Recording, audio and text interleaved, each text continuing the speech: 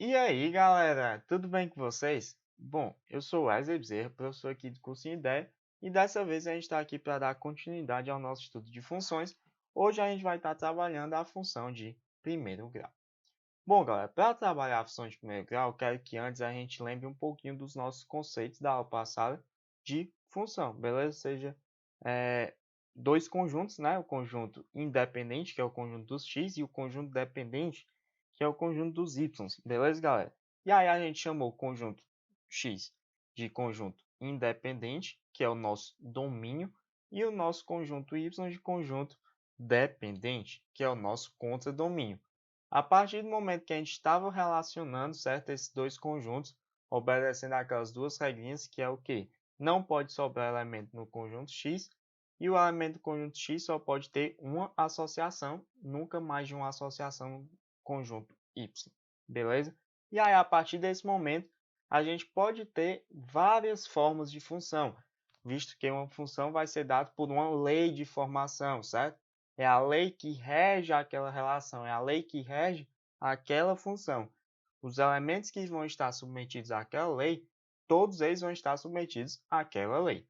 Beleza, galera? Então, a partir de hoje, a gente vai ver vários tipos de leis, certo? Mais especificamente de hoje, vai ser a função de primeiro grau, ou seja, a lei que estabelece uma função de primeiro grau. Então, vamos lá. Função do primeiro grau. Por que esse nome?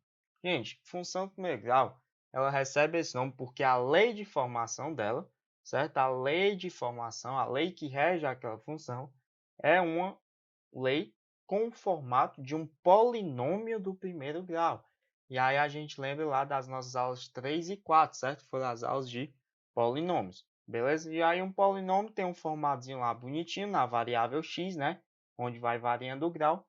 Só que, se é um polinômio de primeiro grau, eu só tenho x com expoente igual a 1, certo? Então, só vou ter um termo independente de x e um termo cujo meu x está elevado a 1. Então, por isso, recebe o nome de função do primeiro grau, visto que é um polinômio do primeiro grau, certo? Então, a partir de agora, a gente vai dizer que f de x, ou seja, a função em x, a lei de formação da minha função de x, pode ser chamado de y também, vai ser igual a x mais b. Wesley, por que tu destacou aqui função afim? Galera, porque a função do primeiro grau também pode ser chamada de função afim, no que diz respeito a ter o formatozão completo aqui, viu, galera? Ó, y igual a fx, que é no formato de primeiro grau aqui, ó, ax mais b. Beleza? Termo independente de x e o termo com coeficiente a acompanhando o x elevado a 1. Beleza? É como se o meu a aqui fosse o a1 e o b aqui fosse o a0 lá do nosso estudo de polinômios. Mas para a função a gente vai trabalhar como sendo ax mais b. Wesley, então, o que é uma função linear?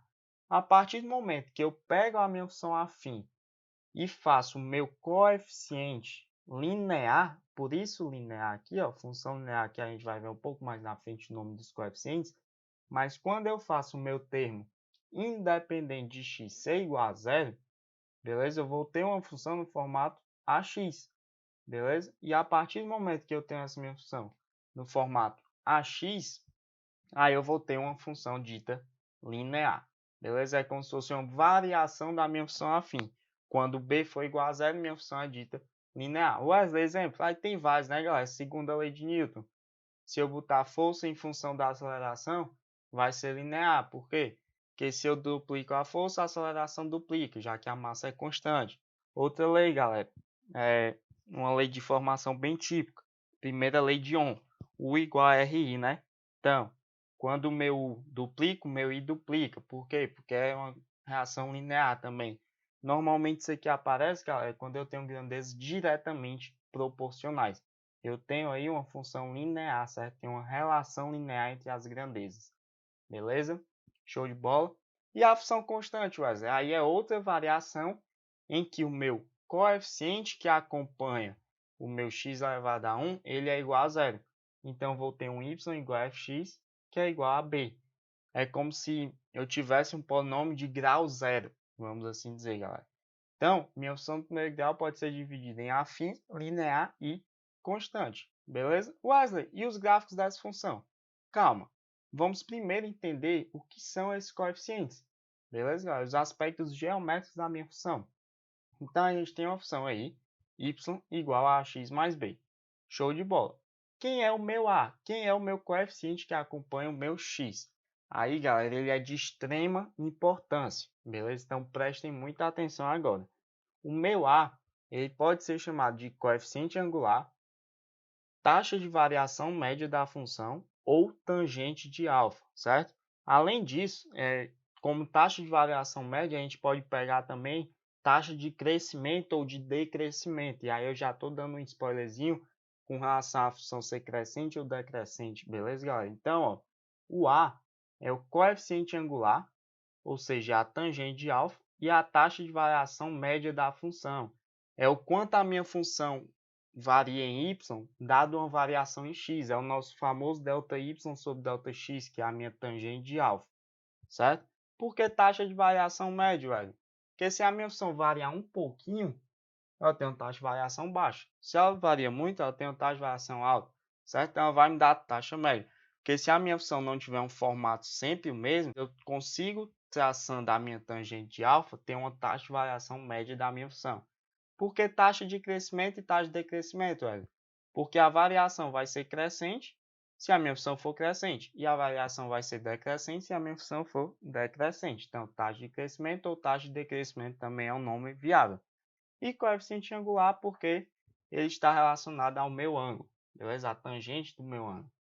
Show, Wesley. E esse ângulo, quem é ele? Galera, esse ângulo vai ser medido pegando o ângulo entre o eixo x, certo? E o grafo da minha função. Lembrando que esse ângulo tem que ser medido no sentido anti-horário e é sempre o menor ângulo possível nesse sentido, beleza? E o Bzinho, como eu já tinha dito, é o meu coeficiente linear. É o ponto em que a minha função corta o eixo y. Como assim, Wesley? Quando é que eu corto o eixo y, galera? Eu sempre corto o eixo y quando o meu x for igual a zero. Se eu analisar para a minha lei de formação aqui, quando o meu x for igual a zero, eu vou ter y igual a a vezes zero, que dá zero, mais b. Então, y igual a b.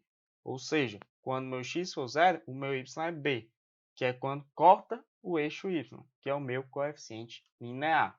Lembra lá da minha função constante, quando o meu a era zero? Só que nesse caso aqui a função ficou igual a b, porque o meu x foi zero. Beleza? Independente do valor de a, o b sempre vai ser o ponto em que a minha função corta o eixo y. Tranquilo, galera? Seguindo. Aspectos gráficos aqui, vamos ver como é que realmente funciona a minha função. Tenho aqui o meu plano cartesiano em amarelo, beleza, galera? E tenho os meus gráficos em cinza, onde, para o meu a positivo, a minha função vai ser crescente. Notem aqui, galera, eu tenho uma função crescente e eu tenho uma função crescente. Ué, mas elas são um pouquinho diferentes, né? Uma passa na origem, a outra não. Exatamente, galera. Então, quando a função passa na origem, ela é linear. Por que mesmo, Wesley? Olha, só olhar aqui para a fórmula, né, galera? Para a lei de formação. Se o meu x for zero, o meu y é zero, na função linear. Beleza? Já na função afim completinha, não.